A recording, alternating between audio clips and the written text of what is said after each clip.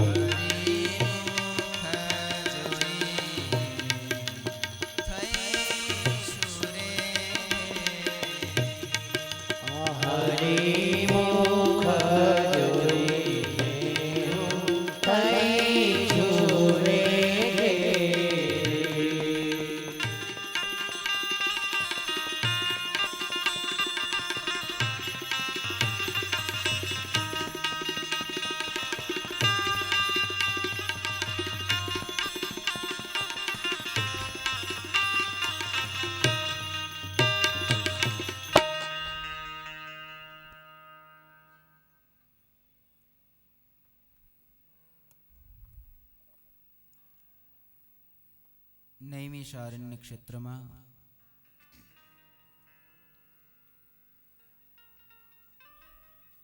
સુત પુરાણે શૌનકાદે 88,000 ઋષિ મુનિઓને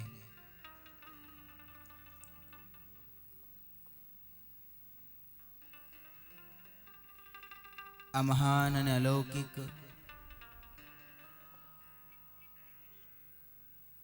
એવું શ્રીમદ ભાગવત શાસ્ત્ર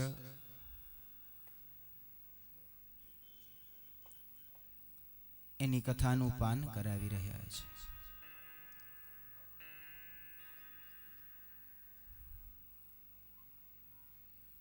જે ભાગવતના શ્રવણ માત્રથી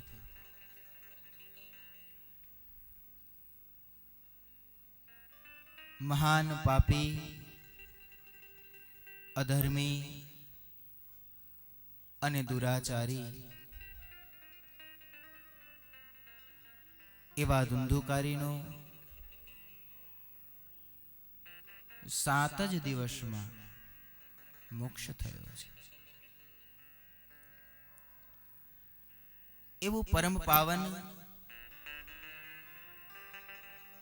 અલૌકિક, અજોડ અને અદ્ભુત આ ભાગવત શાસ્ત્ર છે.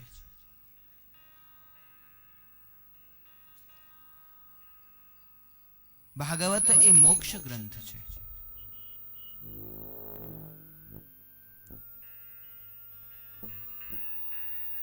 એનો આશ્રય એ જીવાત્માને મોક્ષ સુધી લઈ જાય છે.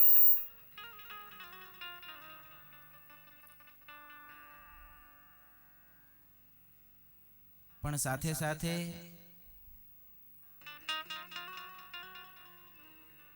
આ ભાગવત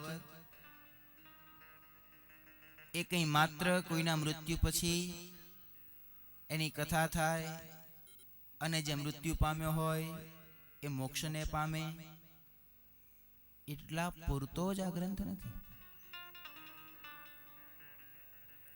એવું ન માનવું કે આપણે મૃત્યુ પામીશું પછી આપણા દીકરાઓ આપણી પાછળ ભાગવત બેસાડશે અને આપણો ઉદ્ધાર થશે.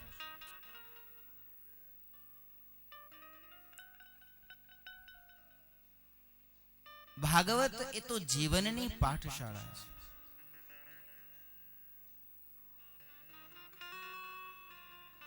આ ભાગવત એ જીવનનો ગ્રંથ છે. ભાગવત પ્રમાણે જીવન જીવે એનું જીવન જ સુધરી જાય, અને જેનું જીવન સુધરેલું હોય ને એનું મૃત્યુ તો સુધરેલું છે અને છે.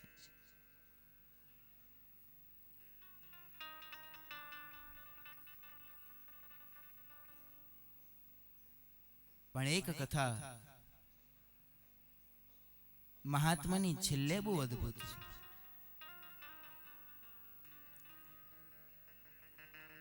ગોકર્ણજીએ જ્યારે 7 દિવસની આ કથા પૂર્ણ કરી,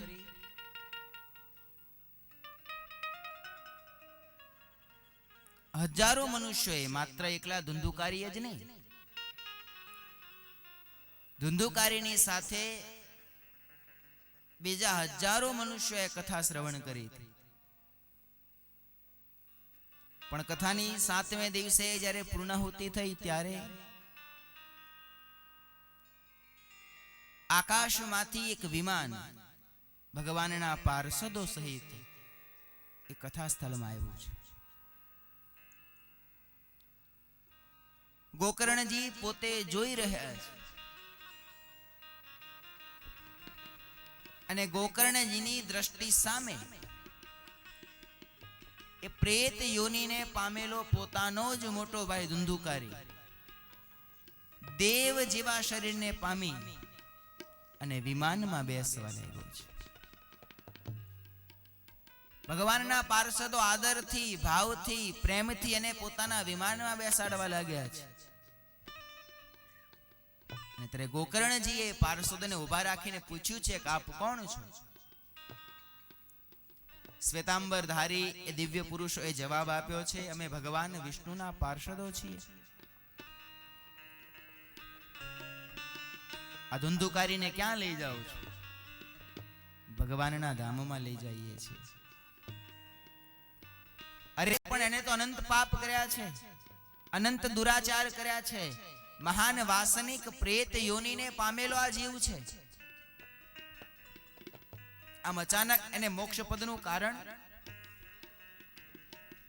ભગવાનના પાર્ષદો હસતા હસતા કહે છે કે એણે આ શ્રીમદ ભાગવતની કથાનું શ્રવણ કર્યું છે, માટે એ પુણ્ય કરી એના બધા પાપ નાશ પામ્યા છે અને મોક્ષનો અધિકારી બન્યો છે.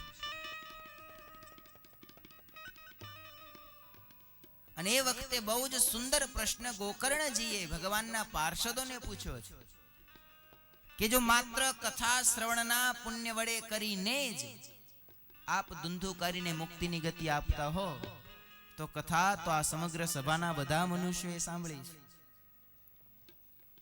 તો વિમાન એકલા ધુંધુકારી માટે જ કેમ? અને ધુંધુકારી તો મહાન પાપી હતો. આમાં તો કેટલાય ભગવાનના મહાન ભગવદ ભક્તો મુમુક્ષો છે.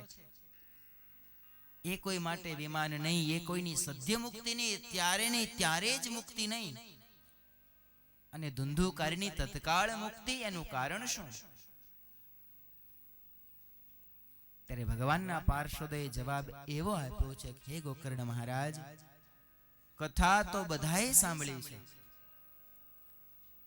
પણ 7 દિવસ સુધી મને સહિત કથા તો એકલા ધુંધુકારીએ સાંભળી છે. મને સહિત કહેતા એકલું શરીર જ કથામાં નહીં,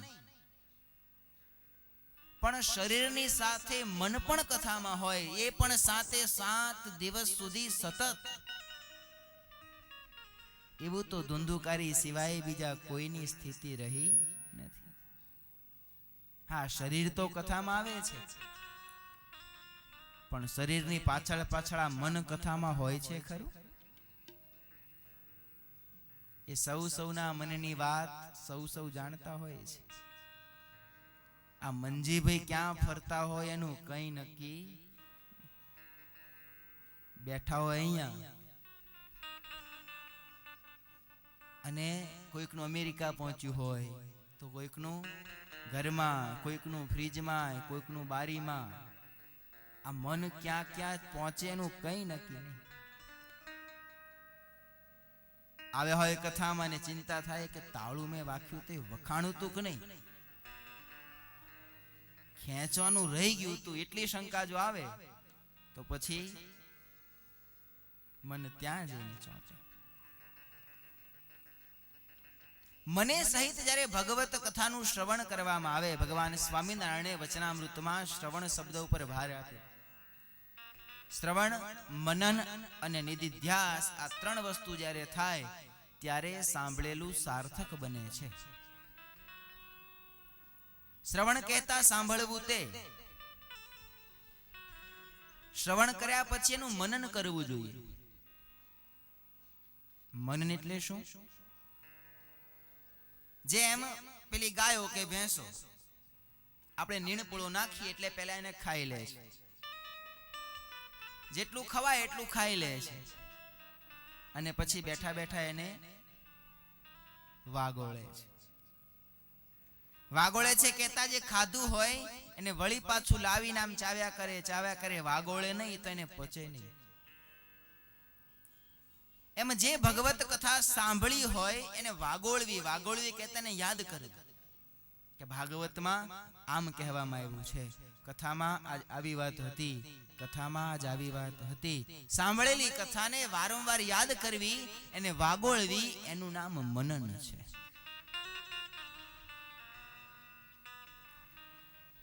મનન કર્યા પછી એનો નિધિધ્યાસ કરવો, સાર ગ્રહણ કરી એને જીવનમાં ઉતારવાનો પ્રયત્ન કરવો. આટલું જ્યારે થાય ત્યારે બહુ જ ફળદાયી આ કથા બની જાય છે.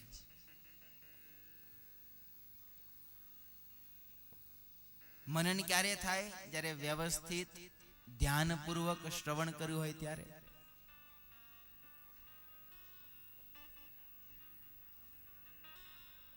એવું આ પરમ પાવન, મોક્ષને આપનારું, મનવાંછિત ફળને આપનારું ભાગવત શાસ્ત્ર છે. આવો એના મહિમાને શ્રવણ કર્યા પછી પરમાત્માના ચરણમાં વંદન કરી, વ્યાસજીના ચરણમાં વંદન કરી સર્વે ઋષિમુનિઓ શુકદેવજીના ચરણમાં વંદન કરી એમને પ્રાર્થના કરીએ કે હે પ્રભુ, આપનું જ આ અંગ છે. ભાગવત એ ભગવાનનું પ્રત્યક્ષ સ્વરૂપ છે. હે વ્યાસજી, આપનું રચેલું આ શાસ્ત્ર, હો શુકદેવજી, આપનું કથેલું આ શાસ્ત્ર, એમાં એનું આચમન કરવાનો અમે આજે જ્યારે પ્રારંભ કરી રહ્યા છીએ ત્યારે આ શાસ્ત્રને યથાર્થ અમે સમજી શકીએ, આ શાસ્ત્રને યથાર્થ અમે જાણી શકીએ, આ શાસ્ત્રના ભાવાર્થને, આપના વચનોના ગુઢાર્થને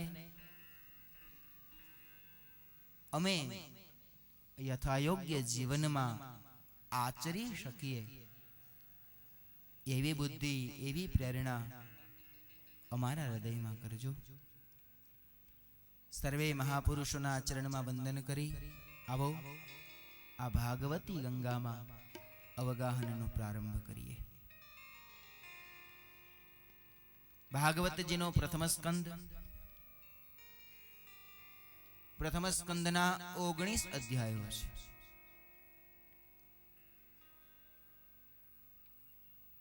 પ્રથમ સ્કંદના પ્રારંભમાં વ્યાસજીએ સૌથી પહેલા મંગલાચરણ કર્યું છે. ભાગવતજીના પ્રારંભનો પહેલો જ શ્લોક ભાગવતજીનું મંગલાચરણ કંઈક અનોખું ને કંઈક અલૌકિક છે. વ્યાસજીએ પોતાની કલમ ઉપાડી પહેલો જ શબ્દ લખ્યો, જન્માદ્યસ્ય યતોન્વયાદિતરતશ્ચાર્થેષ્વવિઘ્નસ્વરા તેને બ્રહ્મહૃદાયાદિકવયે મુહ્યન્તિ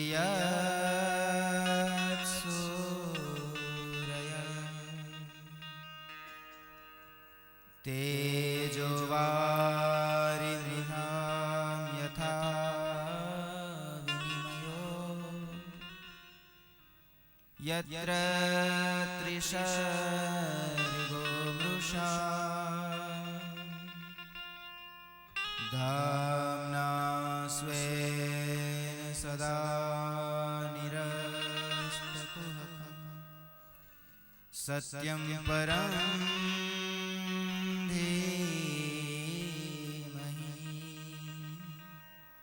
સત્યં પરમ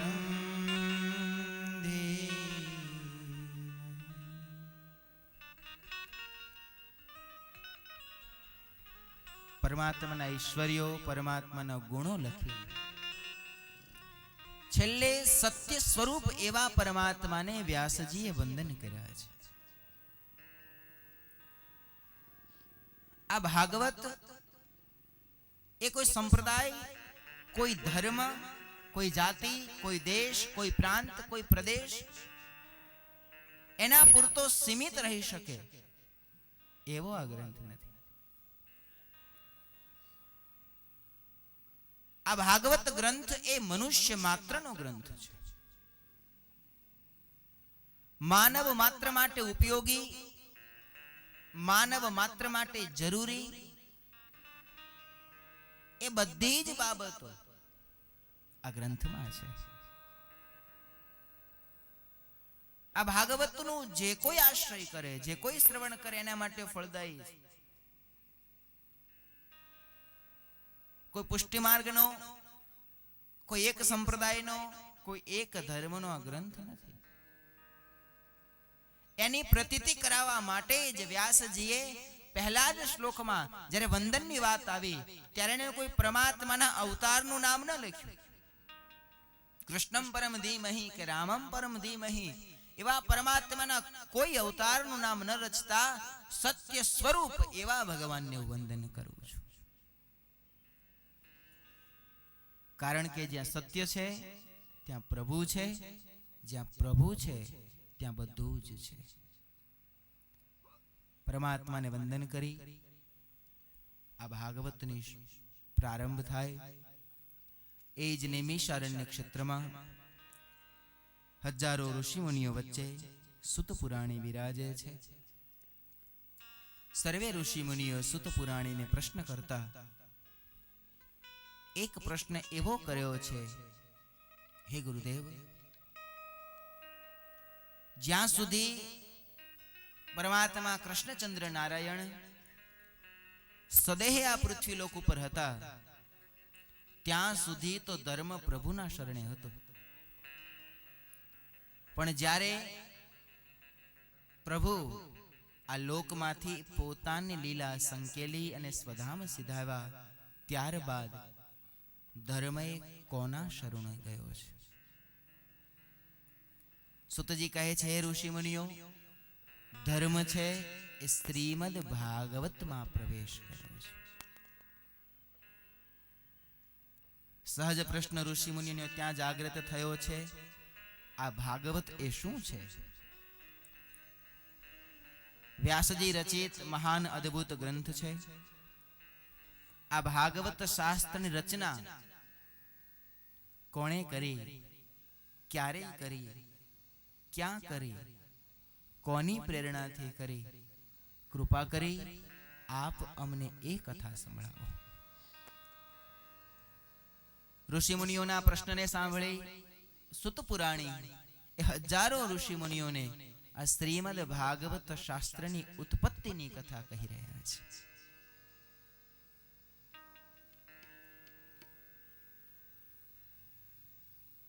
ભગવાન વેદવ્યાસ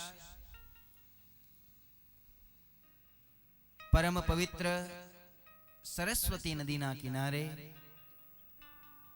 શમ્યાપાક નામના પોતાના આશ્રમમાં એક દિવસ બેઠા છે. વ્યાસજી બેઠા બેઠા વિચાર કરવા લાગ્યા છે, અરે મેં વેદોના 4 ભાગ કર્યા, 17 પુરાણોની રચનાઓ કરી, બીજા અનેક ગ્રંથો મેં રચ્યા. આટલું સર્જન કરવા છતાં પણ મારા હૃદયમાં હજી શાંતિ થતી નથી. ભાગવત એની રચનાની કથા કહેતા સુતજી વ્યાસજીની મનોદશા વર્ણવી રહ્યા છે.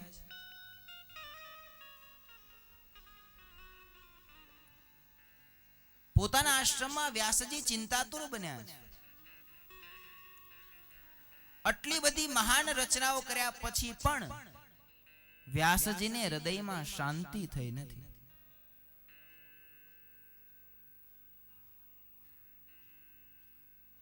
ચિંતાતુર બેઠેલા વ્યાસજી પાસે એ જ સમયે મહર્ષિ નારદજી વ્યાસજીના આશ્રમમાં આવ્યા છે.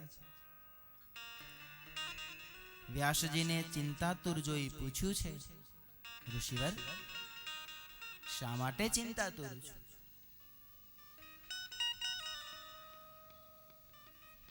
આપ તો સમર્થ છો, આપ તો જ્ઞાની છો, આપ શેની ચિંતા કરો છો?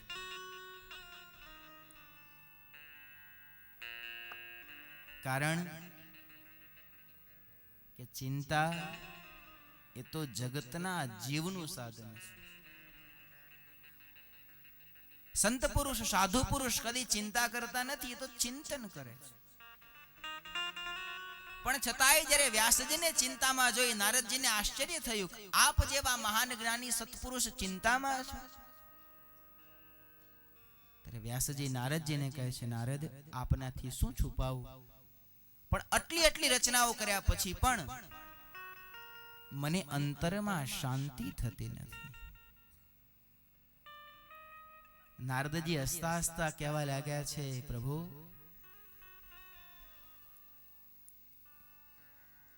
શાંતિ તો એકમાત્ર પરમાત્માના ચરિત્રોમાં છે, પરમાત્માના ગુણોમાં છે, પરમાત્માની લીલાઓમાં છે. એ વિના બીજે કોઈ ઠેકાણે શાંતિ નથી. આપે એટલી એટલી રચનાઓ કરી, જ્ઞાન પ્રધાન, ધર્મ પ્રધાન, વૈરાગ્ય પ્રધાન ગ્રંથો રચ્યા છે, પણ લીલા પ્રધાન, ભક્તિ પ્રધાન અને પ્રેમ પ્રધાન, જેમાં ભગવાનના અદ્ભુત ચરિત્રો ગવાયા હોય, એવો કોઈ શાસ્ત્ર આપે રચ્યું નથી. અને જે શાંતિ પરમાત્માના ચરિત્રોમાં છે,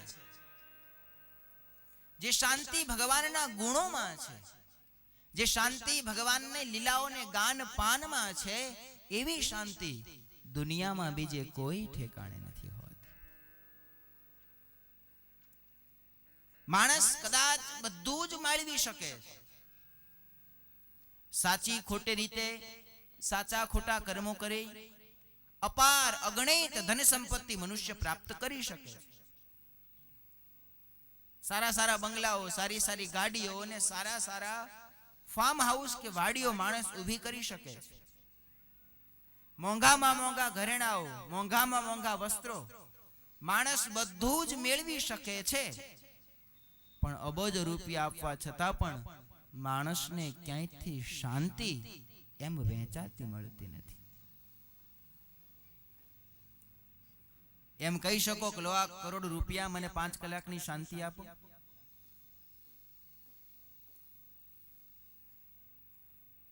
અનંત વસ્તુઓ માણસ ભેગી કરવા છતાં પણ શાંતિને પામી શકતો નથી. શાંતિ તો એક અને એક માત્ર ભગવાનના ચરિત્રોમાં રહેલી છે. અને ભગવાન સ્વામિનારાયણ એક વખત ગઢપુરમાં દાદાના દરબારમાં લીંબ તરુ નીચે બિરાજમાન છે. અને એ જ સમયે સદગુરુ મુક્તાનંદ સ્વામી શ્રીહરિ પાસે આવી હાથ જોડી અને મહારાજને પ્રશ્ન કરે છે, પ્રભુ જીવની શાંતિનો ઉપાય શું? મુક્તાનંદ સ્વામીએ ભગવાન સ્વામિનારાયણને પ્રશ્ન કર્યો કે મહારાજ જીવની શાંતિનો ઉપાય શું છે? અને ત્યારે ભગવાને કઈ જવાબ ના આપ્યો. હસતા હસતા મુક્તાનંદ સ્વામીને કહેવા લાગ્યા, સ્વામી અમે તો છે એક અક્ષરધામથી અનંત કોટી જીવાત્માઓનું કલ્યાણ કરવા પૃથ્વી લોક ઉપર આવ્યા. સંવંત 1837 ચૈત્ર સુધી નોમના દિને ધર્મ અને ભક્તિ થકી છપૈયામાં જન્મ ધારણ કર્યો. છપૈયામાં બાળચરિત્રો કર્યા, અયોધ્યામાં બાળચરિત્રો કર્યા, પછી વન વિચરણ કરવા ચાલી નીકળ્યા. મુક્તાનંદ સ્વામી વિચારમાં પડ્યા કે મારી વાતનો મહારાજે જવાબ ના આપ્યો, ચાલ્યા ગયા. બીજે દિવસે ફરીથી આવી, ફરીથી એ જ પ્રશ્ન મહારાજને પૂછ્યો કે મહારાજ જીવની શાંતિનો ઉપાય શું? મહારાજે ફરી આગળ ચલાવ્યું. અમે